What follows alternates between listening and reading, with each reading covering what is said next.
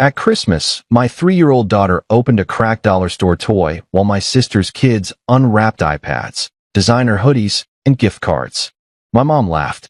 I got up, walked to my trunk, brought in the gifts I bought, then set them on the table and said, "These were for all of you, but not anymore."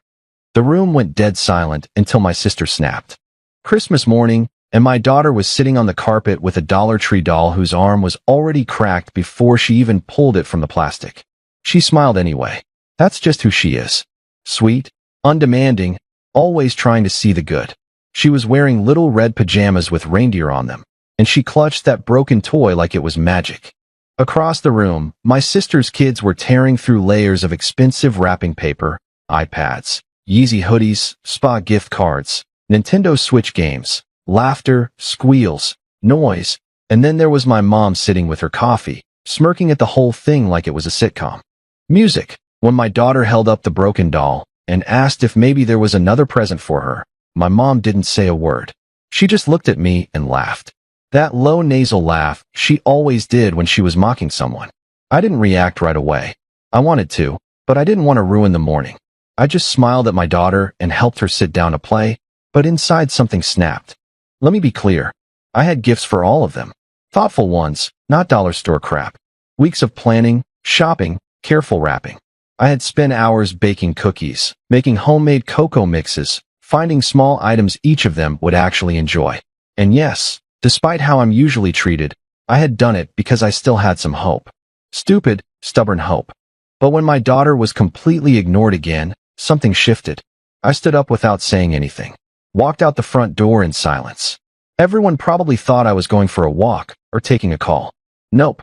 I walked straight to the trunk of our car, popped it open, and stood there for a second, looking at the mountain of wrapped gifts inside. Then I picked them all up, every last one. When I walked back in, the chaos hadn't even slowed. My sister's oldest was already setting up his new drone. My dad was opening a bottle of wine, joking that it was too early, but not really. I dropped the stack of gifts onto the dining table hard. That got their attention. I looked at everyone. My husband had gone still, his face tight like he was waiting for me to lose it. I said these were for all of you, but not anymore. Dead silence. Even my niece paused her unboxing. My daughter clutched her doll. My mom's eyes narrowed. My sister, well, she never could stand silence. She said, "Maybe if you weren't so damn sensitive all the time, people would want to include you." He said that out loud in front of her kids, in front of my daughter. And before I could even open my mouth, someone else did. My husband. And for the first time in a very long time, he didn't hold back. I didn't know what he was going to say. Honestly, I wasn't even sure he would say anything. My husband's always been the calm one.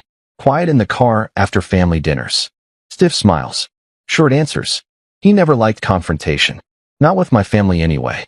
I used to think he was just trying to keep the peace. Now I wonder if he was trying to protect me from what would happen if he ever let go. But this time he let go. He stood up slowly, looked straight at my sister, and said, "You really think this is okay? Sitting here watching a toddler unwrap a broken toy while your kids rip open tech and $100 gift cards, and you're laughing." The room shifted. No one spoke. My sister blinked, then scoffed and said something like, "Oh, here we go." Then she went on one of her classic tear rates. He said I was always looking for a reason to play victim, that I chose this life, like struggling financially was a character flaw. She even brought up our apartment, mocked my job, said something about how it wasn't her fault we couldn't provide. And then she crossed a line. She laughed and asked how it felt to be married to someone who worked so hard for so little. I didn't even get a word in. My husband, who had spent years biting his tongue, absolutely exploded. He told her to shut her mouth loud, direct, no hesitation. He told her she was selfish, manipulative, and cruel. That she had spent years pretending to be this poor single mom while quietly draining him behind the scenes.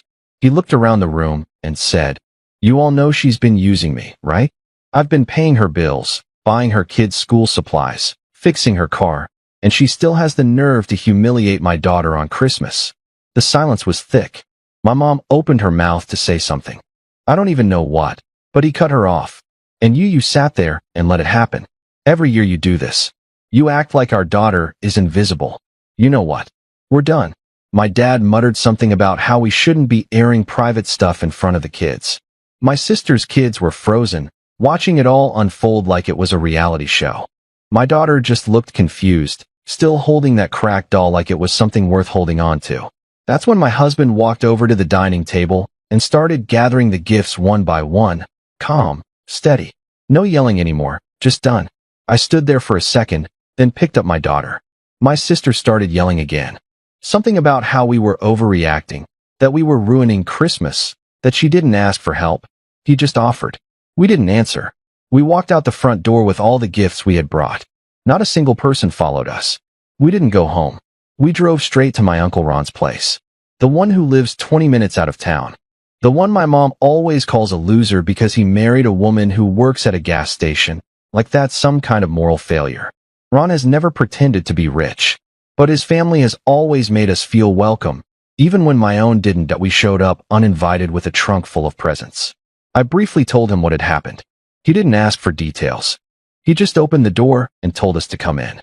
I gave his kids the gifts I'd meant for mine. Some of them weren't perfect fits. A makeup kit meant for my niece went to his teenage daughter, and she loved it. My daughter got to sit on the floor with other kids, and actually laughed that we had cookies and coffee. We talked.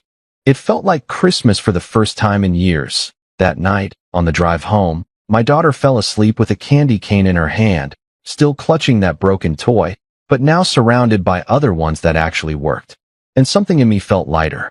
Not happy exactly, but lighter. The next morning, I woke up to a string of missed calls. That's when everything really started to fall apart. Before the sun was even up, my phone started buzzing. At first, I ignored it. I just lay there staring at the ceiling. My daughter was asleep between us, her little hands curled near her face, peaceful, like nothing had happened. But it had, and I had a feeling the fallout was just beginning. The buzzing didn't stop. By the time I reached for my phone, I had 12 missed calls, 5 from my mom, 7 from my sister. Texts stacked one after another, like someone trying to win an argument before the other person wakes up. My stomach dropped. My mom's first message said we had disrespected the family, that my husband had acted out and embarrassed everyone, that I'd overreacted over one silly toy. She said Christmas was supposed to be about family and forgiveness, not grudges, not drama. There was no mention of my daughter. My sister's messages were longer, angrier. She accused me of being manipulative, said I'd turned my husband against her, like he was some mindless soldier I sent into battle.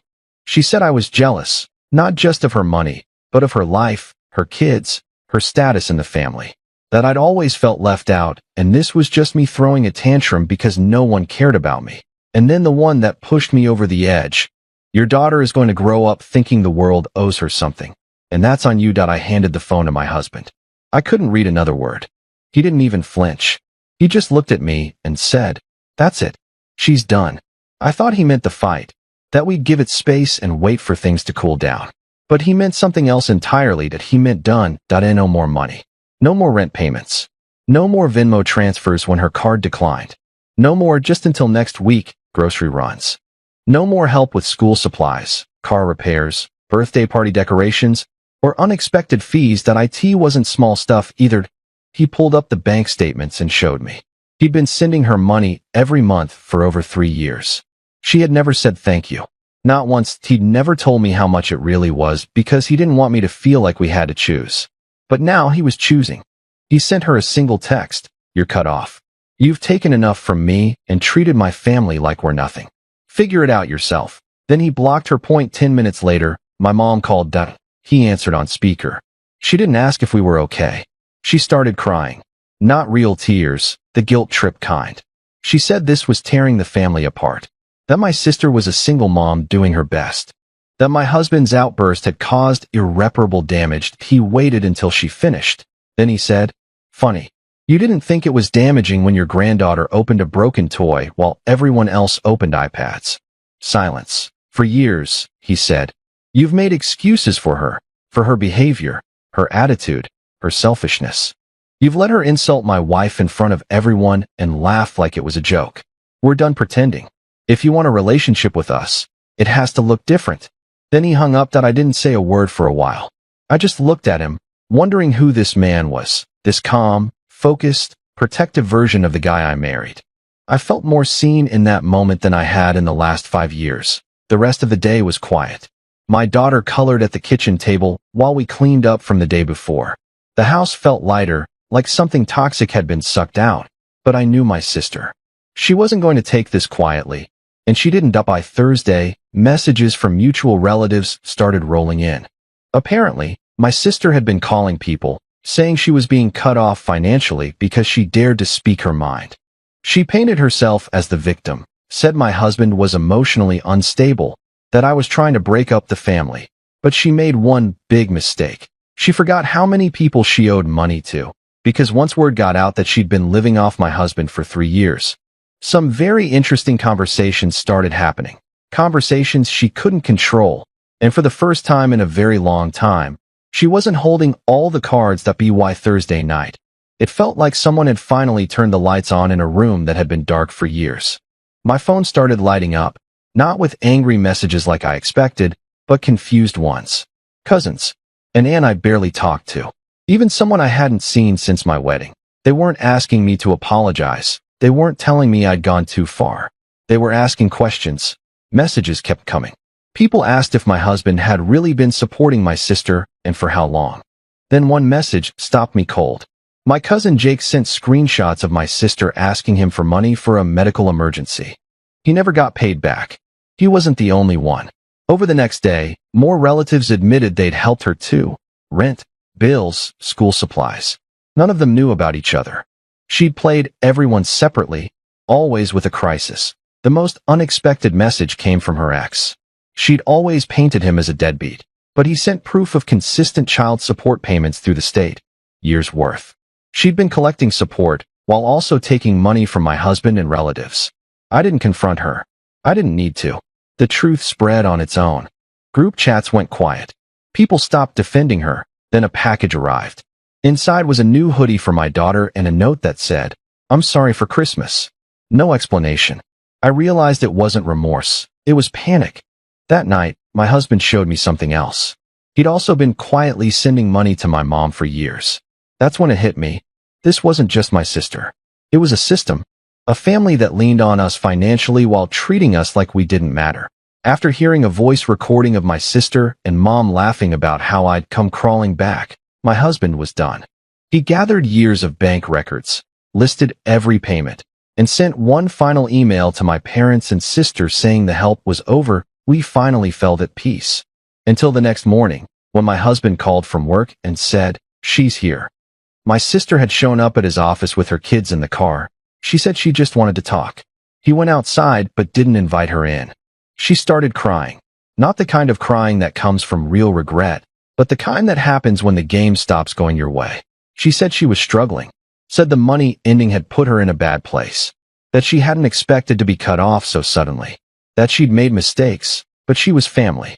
Then she said, "You don't get to abandon me after everything I've been through." He told her to go home. That night, she sent me a long string of texts. The last one just said, "Please don't do this to me." I didn't reply, and I think that silence scared her more than anything else. 2 days later, there was a knock at the door. When I opened it, I froze. She wasn't there. Her daughter was, holding a handwritten card and shifting awkwardly. I let her inside, gave her a cookie, and she handed me the envelope. Inside was a long letter from my sister. She said she was sorry, that she was ashamed, that she felt cornered and didn't know how to fix what she'd broken. She asked if we could meet, just the two of us, to talk. I didn't know what to say. My husband didn't tell me what to do. He just said, "It's your call now." And for the first time in years, it really was that I hadn't responded yet when another message came in. But this one wasn't from my sister. It was from someone I hadn't spoken to in over a year, a family friend who used to be close with my mom before quietly stepping away. She said, "I heard something at your mom's house last week. I wasn't supposed to. You need to know what they're saying about you." The message came late. Too late to feel casual that I was lying in bed beside my sleeping daughter, scrolling aimlessly, trying to ignore the heavy silence in the house. My husband was still awake in the living room, the glow of his laptop faint in the hallway. When I saw the notification, my stomach tightened before I even opened it.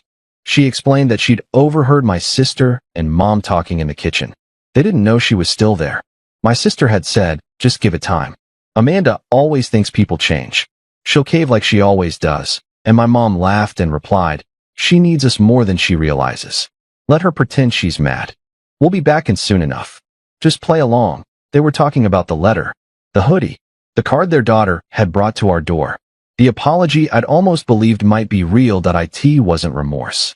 It was strategy. I lay there in the dark, my daughter breathing softly beside me, the truth finally clear. In the morning, I pulled the letter out and read it again. It didn't name what she'd done. It didn't mention my daughter. Just vague regret and talk about family sticking together. I folded it and placed it back in the envelope, then put it away with the Christmas decorations, buried with broken ornaments and tangled lights, where fake things belong. Later that day, I thanked the woman who told me the truth. That night, my husband and I sat quietly while our daughter drew on the kitchen floor. He didn't push me. He just waited so I said it out loud. I'm not going back. Not for birthdays. Not for holidays. Not for apologies sent through the mail. They've lost access. They've lost trust. They just don't know it yet. I didn't make a scene. I made a choice. And this time, I'm sticking to it.